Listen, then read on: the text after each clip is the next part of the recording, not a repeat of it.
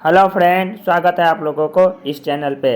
आज हम लोग आधुनिक भारत के इतिहास का एक टॉपिक भारत में यूरोपीय कंपनी के आगमन को पढ़ेंगे। इस वीडियो में इस टॉपिक से रिलेटेड जितने भी महत्वपूर्ण पॉइंट है, जिस तरह आजकल एग्जाम में नए टाइप के क्वेश्चन पूछा गया है, उसी तरह सारे इम्पोर्टेंट पॉइंट को इसमें सम्मिलित किया गया है, जिससे कि किसी भी एग्जाम में इस टॉपिक से रिलेटेड मैक्सिमम प्रश्न को सही किया जाए। इसलिए इस वीडियो को अंत तक ज़रूर देखें और अच्छा लगे तो लाइक कमेंट शेयर भी करें, सब्सक्राइब भी करें, और कुछ कमी लगे तो वो हमें कमेंट करके भी बताइए, जिससे कि हम उसे सुधार करें। तो चलिए स्टार्ट करते हैं।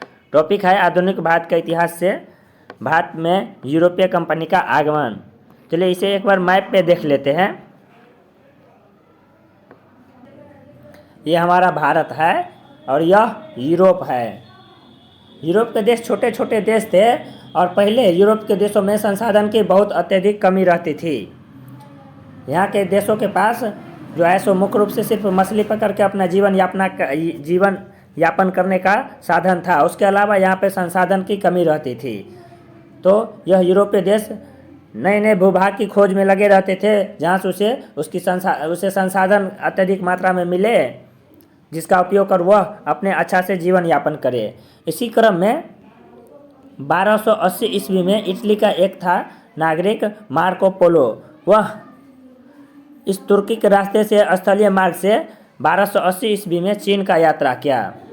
इसी क्रम में उसे भारत और इस एशियाई भूभाग के बारे में जानकारी मिला और उसे पता चला कि इस एरिया में अत्यधिक मात्रा में कच्चा माल है, बहुत ही ज़्यादा यह धनाढ़ यह एरिया है। तो यह बात जो है सो जाकर यह यूरोप में बताया।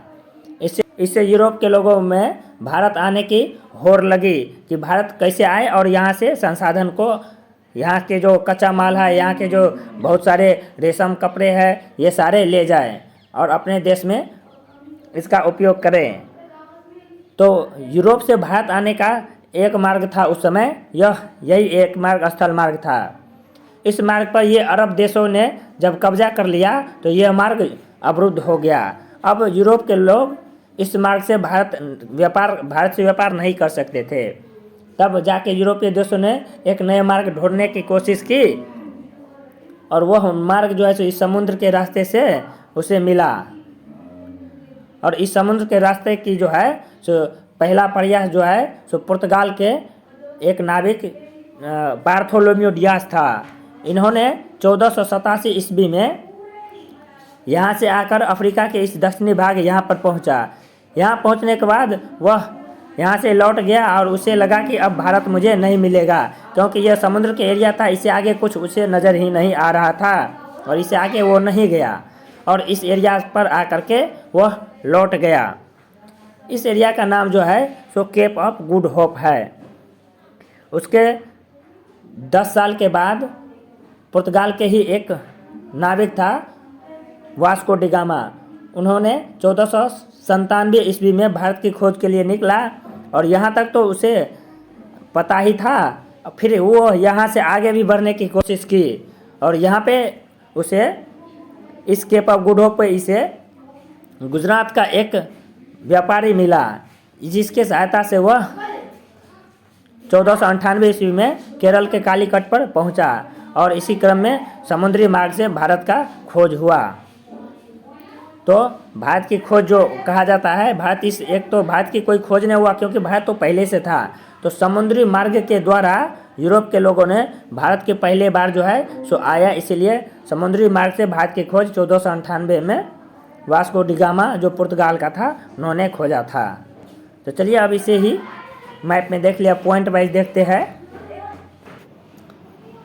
भारत में यूरोपीय देशों के प्रवेश के 2 रास्ते थे, एक उत्तर पश्चिम सीमा तथा दूसरा समुद्री सीमा।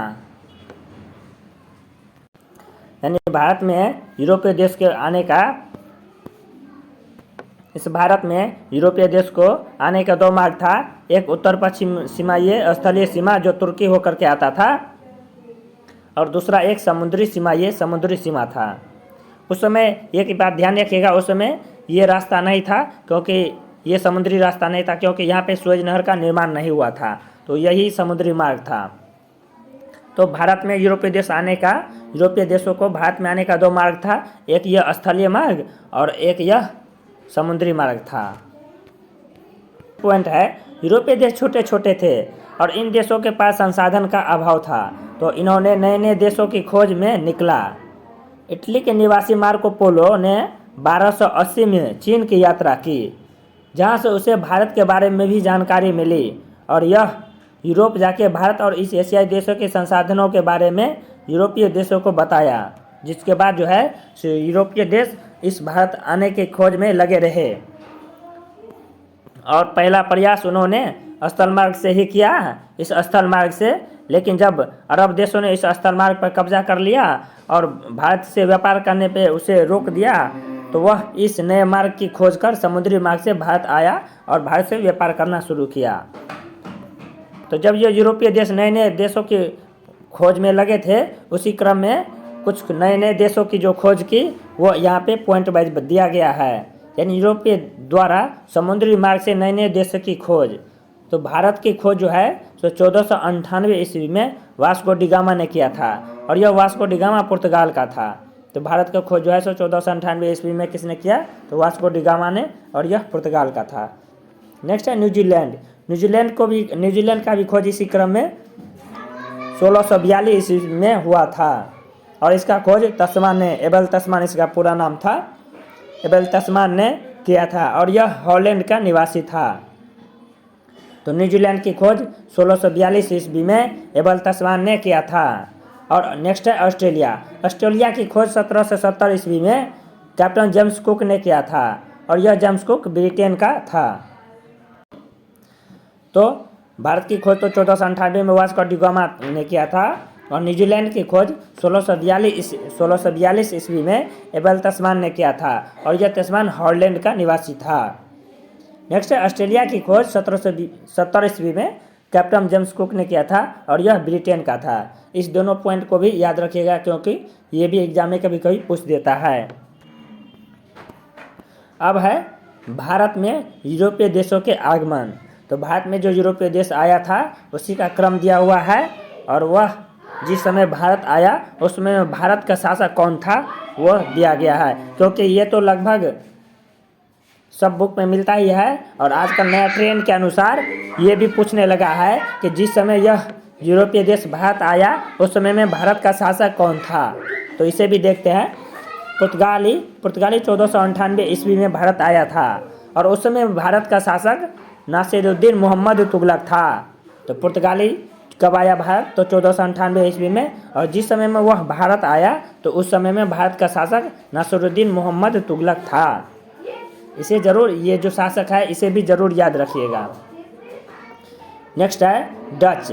इसे नीदरलैंड या हॉलैंड भी कहा जाता है। तो डच कब भारत आया, तो यह 1596 ईस्वी में भारत आया, और इस समय में भारत का शासक कौन था, तो वह अकबर था।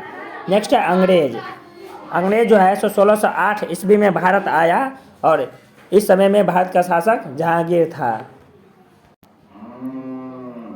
तो अंग्रेज जो है 1608 ईस्वी में भारत आया, और उस समय में भारत का शासक जहांगीर था। एक बात ये ध्यान रखिएगा कि अंग्रेजी ईस्ट इंडिया कंपनी की स्थापना तो 1600 ईस्वी में हुआ था, और उस समय में भारत का शासक अकबर था। ये भी क्वेश्चन पूछा है कि अंग्रेजी ईस्ट इंडिया कंपनी की स्थापना के समय भारत का शासक कौन था, तो उस समय भारत का शासक अकबर था, क्योंकि इस कंपनी की स्थापना 1600 ईस्वी में हुआ था, और उस समय में भारत का शासक अकबर था। और यह अंग्रेज आया कब भारत, तो 1608 ईस्वी में, और जब भारत आया तो उस समय में शासक कौन था, जहांगीर था।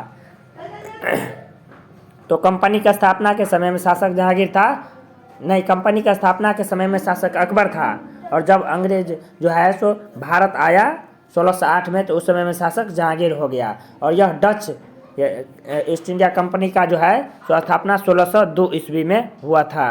तो ये भी याद रखिएगा कि डच ईस्ट इंडिया कंपनी का स्थापना 1602 में हुआ, अंग्रेज ईस्ट इंडिया कंपनी का स्थापना 1600 ईस्वी में हुआ। नेक्स्ट है डेनिश ईस्ट इंडिया कंपनी जो है सो यह 1616 ईस्वी में भारत आया, उस समय भी भारत का शासक जहांगीर था।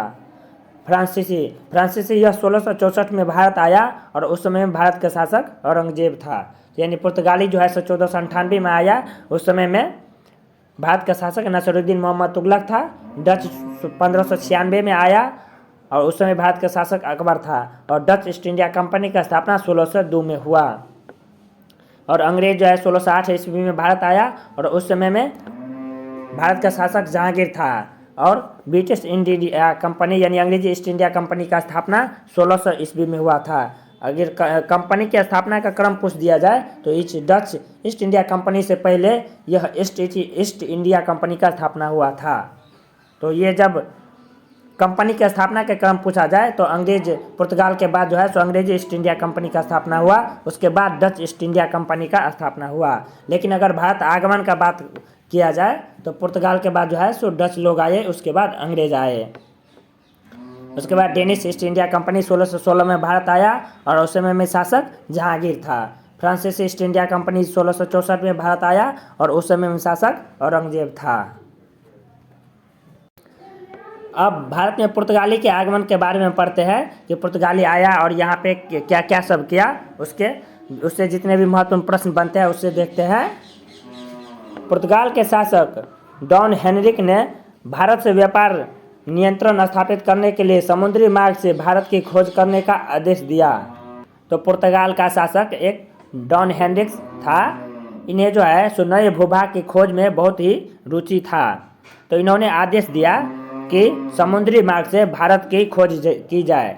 तो ये याद रखिएगा कि किस पुर्तगाली शासक ने आदेश दिया था समुद्री मार्ग से भारत की खोज करने की, तो वह डॉन हेनरिक था। तो डॉन हेनरी को खोज में रुचि के कारण इसे हेनरी द नेविगेटर कहा जाता है। तो ये एग्जाम में पूछा गया है कि हेनरी द नेविगेटर किसे कहा जाता है, तो वह डॉन हेनरी को। और यह पुर्तगाल का उस समय राजा था। नेक्स्ट है 1487 ईस्वी में, ये ईस्वी याद रखिएगा कि 1487 ईस्वी में बार्थोलोम्यू डियास ने अफ्रीका के अंतिम किनारे केप ऑफ गुड होप, इसी आशा का अंतरिक्ष भी कहा जाता है, की खोज की।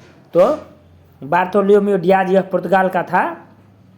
इन्होंने 1487 ईस्वी में वही जो दिखाया इमेज में अफ्रीका का अंतिम किनारे, ये जो है अफ्रीका का अंतिम किनारे, ये अफ्रीका का अंतिम किनारे, इसे केप ऑफ गुड होप कहा जाता है। इसकी खोज 1487 ईस्वी में पुर्तगाली नाविक बार्थोलोम्यू डियाज ने किया था। और यह इस रास्ता से आया और अफ्रीका के यह भारत की खोज में निकला था। तो इस रास्ता से यहाँ तक आया और यहाँ के बाद जो है सो उसे आगे की ओर बढ़ने की हिम्मत नहीं हुई और यहाँ से ही वह लौट गया। तो इस एरिया को केप ऑफ गुड होप कहा जाता है या आशा का अंतरिक्ष। तो इस स्थान का खोज जो है सो यही बार्थोलोम्यू डियास ने 1487 ईस्वी में किया था। नेक्स्ट है 8 जुलाई 1497, यानी कि इसके बार्थोलोम्यू डियास के 10 साल बाद 8 जुलाई 1497 को वास्को डी गामा ने भारत की खोज के लिए निकला।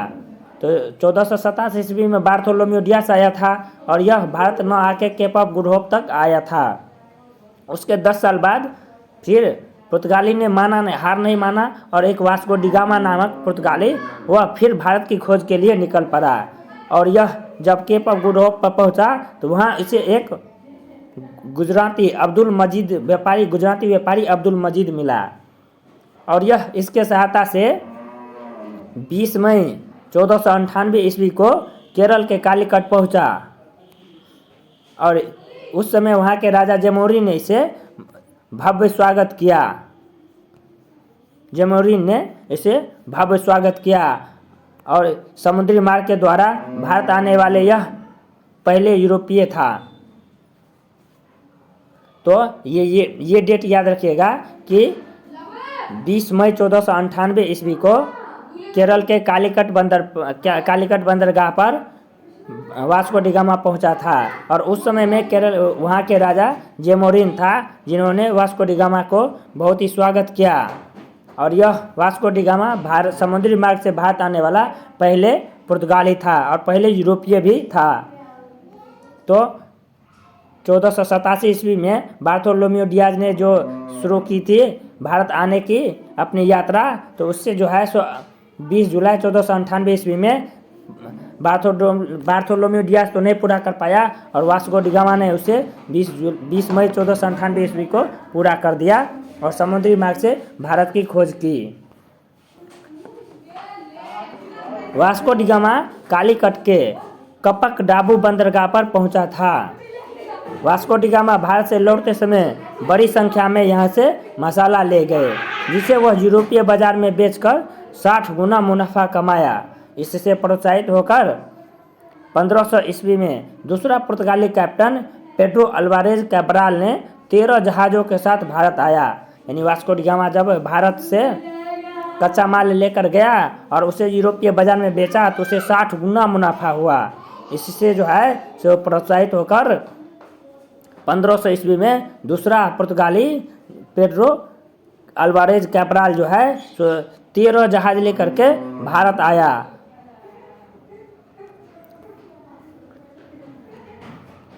वास्को डी गामा ने दोबारा 1502 ईस्वी में भारत आया। तो वास्को डी गामा जो है सो भारत से व्यापार करने के में इतना लाभ हुआ कि उसे लालच से वह दोबारा 1502 ईस्वी में भारत आया। पुर्तगालियों ने अपनी पहली व्यापारी कोठी 1503 ईस्वी में कोचिन में स्थापित किया तथा 1505 ईस्वी में कन्नूर में स्थापित किया।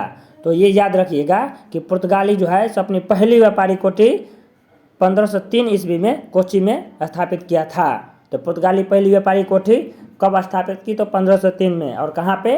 तो कोचिन में स्थापित किया था। और दूसरी व्यापारी कोठी 1505 में कन्नूर में स्थापित किया था। नेक्स्ट है वास्को डी गामा तीसरी बार भी भारत आया और वह तीसरी बार 1524 ईस्वी में भारत आया और इस बार वह गवर्नर जनरल बनकर आया था। और इसी साल दिसंबर 1524 ईस्वी में भारत में ही कोचिन में इसकी मृत्यु हो गई। तो वास्को डी गामा कुल 3 बार भारत आया था। एक बार 1498 ईस्वी में, दूसरी बार 1502 ईस्वी में और तीसरी बार 1524 ईस्वी में गवर्नर बन के आया था। लेकिन दुर्भाग्यवश इसी दिसंबर 1524 में भारत में ही कोचिन में, ये स्थान याद रखिएगा, कोचिन में इसकी मृत्यु हो गई। अब जो है सो इसके गवर्नर को पढ़ते हैं, यानी पुर्तगाल के जो गवर्नर जनरल भारत में थे उसे पढ़ते हैं। तो पहला governor general Francisco de Almeida था। तो पुर्तगाल का पहला गवर्नर कौन था? Francisco de Almeida. यह जो है सो 1505 से 1509 ईस्वी तक भारत में पुर्तगाली गवर्नर था। यह प्रथम पुर्तगाली गवर्नर जनरल था। इसने शांत जल की नीति को अपनाया। शांत जल की नीति, जिसे ब्लू वाटर पॉलिसी कहा जाता है, तो ब्लू वाटर पॉलिसी को अपनाया। ये क्वेश्चन बनता है, पूछता है कि शांत जल की नीति या ब्लू वाटर पॉलिसी किसने अपनाया था? तो यह प्रथम पुर्तगाली गवर्नर फ्रांसिस्को डी अल्मेडा ने अपनाया था। अल्मेडा, यहाँ पे टाइपिंग एरर हो गया है। अल्मेडा ने 1509 ईस्वी में मिस्र, तुर्की एवं गुजरात के मुसलमानों के संयुक्त सेनाओं को पराजित कर हिंद महासागर में अपनी स्थिति को और मजबूत किया। यानी कि 1509 ईस्वी में ये जो अल्मेडा था, इन्होंने मिस्र, तुर्की और गुजरात के मुसलमानों का एक संयुक्त सेना को पराजित कर दिया और हिंद महासागर के क्षेत्र में अपनी स्थिति को और मजबूत कर लिया।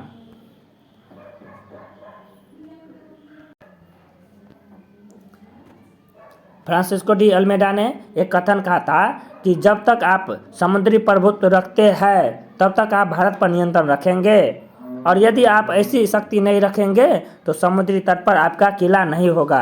यानी कि जब तक आप समुद्री प्रभुत्व यानी समुद्री सेना मजबूत रखते हैं तब तक भारत पर आपका नियंत्रण रहेगा, और जब आप ऐसी शक्ति नहीं रखेंगे तो समुद्री तट पर आपका किला नहीं बनेगा। तो ये किसने कहा था? तो फ्रांसिस्को डी अल्मेडा ने। तो एक बार फिर से देख लेते हैं कि अल्मेडा ने क्या क्या किया। तो यह सबसे पहले ये याद रखिएगा कि अल्मेडा जो है सो यह प्रथम पुर्तगाली गवर्नर था और इन्होंने शांत जल की नीति को अपनाया था। और 1509 में इसने मिस्र, तुर्की एवं गुजरात के मुसलमानों के संयुक्त सेना को पराजित करके हिंद महासागर पर अपनी स्थिति बहुत मजबूत कर लिया। और उसके बाद एक कथन उसका है कि जब तक आप समुद्री प्रभुत्व रखते हैं तब तक भारत पर आपका नियंत्रण रहेगा, और यदि ऐसी शक्ति नहीं रखते हैं तो समुद्री तट पर आपका किला नहीं बनेगा या आपका नियंत्रण नहीं रहेगा। उसके बाद नेक्स्ट जो है गवर्नर वह अल्फांसो डी अल्बुकर्क है। पहला था फ्रांसिस्को डी अल्मोडा और दूसरा है अल्फांसो डी अल्बुकर्क। इसे भारत में पुर्तगाली शक्ति का वास्तविक संस्थापक माना जाता है। तो ये प्रश्न आता है कि भारत में पुर्तगाली शक्ति का वास्तविक संस्थापक कौन है, तो वह Francisco de Albuquerque Alfonso de Albuquerque है। और भारत में प्रथम पुर्तगाली गवर्नर तो वह फ्रांसिस्को डी अल्मोडा है, जबकि भारत में पुर्तगाली शक्ति का वास्तविक संस्थापक अल्फांसो डी अल्बुकर्क है। 1503 ईस्वी में यह स्क्वाड्रन कमांडर के रूप में भारत आया और 1509 में यह पुर्तगाली वायसराय बन गया। तो यह अल्फांसो डी अल्बुकर्क जो है यह 1503 ईस्वी में भारत आया था और उस समय यह स्क्वाड्रन कमांडर के रूप में भारत आया और 1509 में यह पुर्तगाली वायसराय बन गया। 1510 ईस्वी में इसने गोवा को बीजापुर के आदिलशाही शासक से छीनकर अपने अधिकार में ले लिया। ये बहुत ही इम्पोर्टेंट है, इसे याद रखिएगा कि 1510 ईस्वी में अल्फांसो अल्बुकर्क जो है यह गोवा को बीजापुर के आदिलशाही शासक से छीन लिया और इसी पर अपना अधिकार कर लिया। तो गोवा पर अधिकार जो है सो किसने किया और कब किया, तो अल्बुकर्क ने गोवा पर अधिकार किया। और यह कब किया, तो यह 1510 ईस्वी में किया था। और किससे किया था, तो बीजापुर के आदिलशाही शासक से किया था। तो ये 3 पॉइंट याद रखिएगा कि गोवा पर अधिकार अल्बुकर्क ने 1510 ईस्वी में बीजापुर के शासक आदिलशाही से किया था। इसके बाद जो है सो गोवा जो है सो भारत के आज़ादी के बाद भी 1961 तक गोवा पर पुर्तगाल का अधिकार था। गोवा जो है सो ये बात याद रखिएगा कि 1947 में जो देश आज़ाद हुआ उसके बाद भी पुर्तगाल पर जो है सो गोवा का अधिकार था और यह 1961 में इसे पुर्तगाल से मुक्त कराया भारत सरकार ने। नेक्स्ट है अल्बुकर्क ने 1511 में मलक्का तथा 1515 में फारस के खाड़ी के हरमुज बंदरगाह पर अधिकार कर लिया। यानी अल्बुकर्क जो है भारत के साथ साथ मलक्का जो इंडोनेशिया का एक द्वीप है मलक्का, और 1515 में फारस के हरमुज बंदरगाह पर भी अधिकार कर लिया। तो अल्बुकर्क 1511 में मलक्का और 1515 में फारस के खाड़ी के हरमुज बंदरगाह पर अधिकार कर लिया। नेक्स्ट अल्बुकर्क ने भारतीयों से विवाह नीति को प्रोत्साहित किया जिससे भारत में पुर्तगालियों की संख्या में वृद्धि हो एवं ईसाई धर्म का प्रचार प्रसार हो। तो अल्बुकर्क ने भारत से विवाह नीति को प्रोत्साहित किया था। अल्बुकर्क ने अपने क्षेत्र में सती प्रथा को बंद करवा दिया और इस तरह सती प्रथा को बंद करवाने वाला पहला यूरोपीय अल्बुकर्क ही था। तो अल्बुकर्क जब भारत में आया तो उन्होंने सती प्रथा को बंद करवा दिया और इस तरह सती प्रथा को बंद करवाने वाला पहला यूरोपीय अल्बुकर्क ही था। अल्बुकर्क का भी मृत्यु भारत में हो गया और यह गोवा में इसको मृत्यु हो गया। तो अल्बुकर्क का मृत्यु गोवा में हो गया। इसके बाद नेक्स्ट पुर्तगाली गवर्नर नीनो डू कुन्हा को पढ़ते हैं। ये भी बहुत ही महत्वपूर्ण गवर्नर के रूप में है, तो इसे पढ़ते हैं। इसका यह जो है इसका कार्यकाल यानी यह 1529 ईस्वी से 1538 ईस्वी तक भारत में पुर्तगाली गवर्नर रहा। इसने 1530 में कोचिन की जगह गोवा को भारत की पुर्तगाली राजधानी बनाया। यानी कि नीनो डी कुन्हा ने 1530 ईस्वी में जो पहले कोची पुर्तगालियों का राजधानी था तो उसे हटा करके गोवा जो है सो राजधानी बनाया। तो ये प्रश्न पूछता है कि गोवा राजधानी कब बना और किसने बनाया, तो यह 1930 ईस्वी में बना और यह नीनो डी कुन्हा ने बनवाया। और ये याद रखिएगा ये भारत का राजधानी नहीं था, वह पुर्तगालियों का राजधानी था, पुर्तगालियों का भारत में राजधानी था। तो कोचिन से गोवा राजधानी किसने किया, नीनो डी कुन्हा ने 1530 ईस्वी में किया था। इसने 1534 में बेसिन तथा 1535 में दीव पर अधिकार कर लिया। तो नीनो डी कुन्हा ने 1534 में बेसिन और 1535 में दीव पर अधिकार कर लिया। इसने अपने मुख्यालय के तौर पर हुगली में कई पुर्तगालियों को बसाकर बंगाल में भी पुर्तगाली प्रभाव में वृद्धि की। तो यह इसके बारे में क्या क्या इम्पोर्टेंट है कि इसने गोवा को गोवा को राजधानी बनाया, कोचीन से हटा करके गोवा को राजधानी बनाया, और इसने 1534 में बेसिन तथा 1515 में दीव, जिसे दमन दीव कहते हैं, उस द्वीप पर अधिकार किया। अब अन्य महत्वपूर्ण तथ्य है मुगलों एवं पुर्तगालियों के बीच प्रथम संघर्ष 1613 ईस्वी में जहांगीर के समय में हुआ था। तो ये भी प्रश्न बनता है कि मुगलों और पुर्तगालियों के बीच जो है सो प्रथम संघर्ष कब हुआ था, तो वह 1613 ईस्वी में, और किसके कार्यकाल के समय में, तो वह जहांगीर के समय में हुआ था। नेक्स्ट है मुमताज महल के नौकाओं को पुर्तगालियों द्वारा अपहरण के कारण शाहजहां के समय में 1632 में पुर्तगालियों एवं मुगलों के बीच संघर्ष हुआ। तो पुर्तगालियों ने मुमताज महल के नौकाओं को अपहरण कर लिया, तो जिसके कारण 1632 ईस्वी में शाहजहां और पुर्तगालियों के बीच संघर्ष हुआ था। 1661 ईस्वी में पुर्तगाली राजकुमारी कैथरीन का विवाह ब्रिटेन के सम्राट चार्ल्स द्वितीय से हुआ, जिसमें पुर्तगालियों ने मुंबई को दहेज के रूप में ब्रिटेन के सम्राट को दे दिया। यानी कि 1661 ईस्वी में पुर्तगाल की राजकुमारी थी कैथरीन, जिसका विवाह अंग्रेज के सम्राट चार्ल्स द्वितीय से हुआ, और इस पुर्तगालियों ने दहेज के रूप में मुंबई को दे दिया। यानी कि शादी हो रहा है पुर्तगाल के इंग्लैंड से, लेकिन दहेज भारत का क्षेत्र मुंबई दे रहा है। ये इन विदेशियों की नीति ही था कि ये तो अपना देश का भाग नहीं है, तो इसे ही दहेज के रूप में दे दिया जाए। तो 1661 में मुंबई को दहेज के रूप में ब्रिटेन को दे दिया था पुर्तगालियों ने। नेक्स्ट है भारत में गोथिक स्थापत्य कला का विकास पुर्तगालियों ने ही किया था। ये भी प्रश्न बनता है कि गोथिक स्थापत्य कला का विकास भारत में किसने किया था, तो वह पुर्तगालियों ने ही किया था। प्रिंटिंग प्रेस का भी विकास भारत में 1556 ईस्वी में पुर्तगालियों ने ही किया था। तो भारत में गोथिक स्थापत्य कला, प्रिंटिंग प्रेस, इन सब का विकास पुर्तगालियों ने ही किया था, और प्रिंटिंग प्रेस का विकास 1556 ईस्वी में किया था।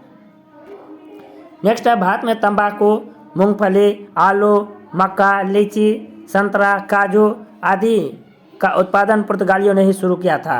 यानी कि ये सब जो फसल है, जैसे तंबाकू, मूंगफली, आलू, मक्का, लीची, संतरा, काजू, ये सब जो है फल या फसल, इन सब का उत्पादन जो है सो पुर्तगालियों ने ही शुरू किया था। और पुर्तगाली की प्रथम फैक्ट्री 1503 में कोची, ये इम्पोर्टेंट है इसलिए इसे याद करिएगा, और दूसरा फैक्ट्री 1505 में कन्नौर में है।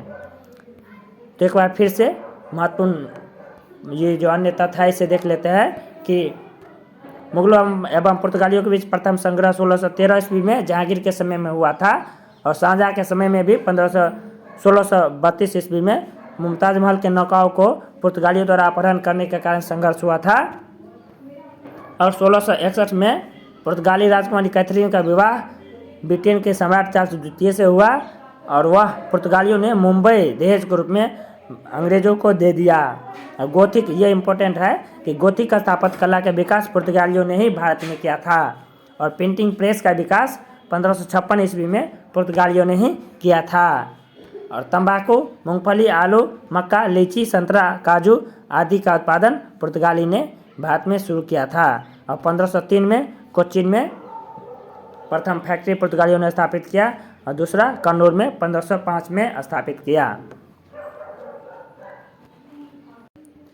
चलिए अब ये वीडियो यहीं पे समाप्त करते हैं, और आप लोग यह वीडियो देखने के बाद एक बार इस PDF को पढ़ लें, और उसके बाद इस टॉपिक का ऑब्जेक्टिव प्रश्न जरूर बनाएं। इससे आपको इस टॉपिक से सारे तैयारी अच्छे से हो जाएंगे। तो वीडियो देखने के बाद एक बार कहीं से ये टॉपिक पढ़ लीजिए या PDF पढ़ लीजिए, उसके बाद इस टॉपिक से क्वेश्चन जरूर, ऑब्जेक्टिव क्वेश्चन जरूर बनाइए, जिससे कि ये टॉपिक आपको बहुत ही अच्छे से तैयार हो जाएगा। चलिए, धन्यवाद।